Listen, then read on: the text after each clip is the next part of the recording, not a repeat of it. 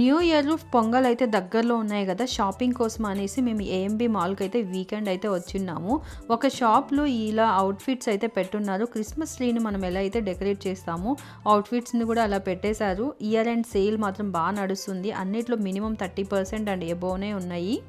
Kids కోసం అయితే ప్యాంటాలూన్స్ ఇంకా వెస్ట్ సైడ్లో అయితే షాపింగ్ అయితే చేసాము. అయిపోయిన తర్వాత ఇలా ఫుడ్ తినకుండా అయితే ఖచ్చితంగా ఇంటికైతే వెళ్ళాం మేము. ఆ రోజు మేము వెజ్ అండ్ పన్నీర్ సిజ్లర్ అయితే తీసుకున్నాము. హాట్గా చాలా బాగుంది.